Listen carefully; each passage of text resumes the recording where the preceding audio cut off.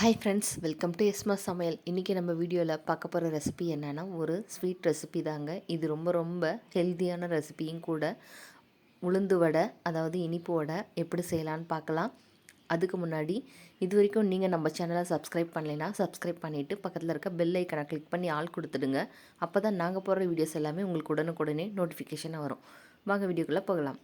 1/4 kilo அளவுக்கு உளுத்தம்பருப்பு எடுத்து வச்சுருக்கேன். அதை 2 மணி நேரம் நல்லா ஊற வச்சு எடுத்துக்கலாம். மிக்ஸி ஜாரில் ஊற வச்ச உளுத்தம்பருப்பை தண்ணியை சுத்தமாக ட்ரை பண்ணிவிட்டு சேர்த்துக்கலாம்.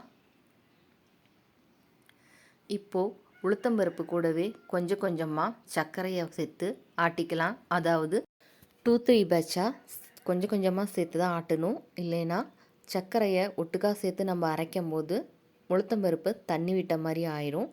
அதுக்கப்புறமா ஒரு 4 டீஸ்பூன் அளவுக்கு அரிசி மாவை கூட சேர்த்துக்கலாம். இப்போது இதை மூணையும் நல்லா மிக்ஸ் பண்ணதுக்கு அப்புறமா கொஞ்சமாக தண்ணியை கையில் தொட்டு சின்ன சின்ன பால்ஸ் மாதிரி உருட்டி அதை தட்டி நடுவில் ஓட்டை போட்டு எண்ணெயில் பொரித்து எடுத்துக்கலாம். இது எண்ணெயில் போடும்போது எண்ணெய் சிம்லேயே இருக்கட்டுங்க, இல்லைன்னா போட்ட உடனே தீய ஆரம்பிச்சிடும். இப்படி ஒன்று ஒன்றா பொறுமையாக சேர்த்துக்கோங்க. கொஞ்சம் கலர் மாறி வரும்போது ஒன்று ஒன்றா திருப்பி திருப்பி விட்டுக்கலாம்.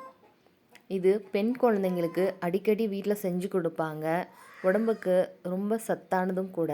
பொதுவாகவே உளுத்தம்பருப்பு உடம்புக்கு ரொம்ப வலு சேர்க்கக்கூடியதுன்னு சொல்லி வீட்டில் இட்லியில் உளுத்தங்கஞ்சா, உளுத்த உடையா, இந்த மாதிரி உளுத்தங்களி அப்படின்னு சொல்லி நிறையா செஞ்சு கொடுப்பாங்க.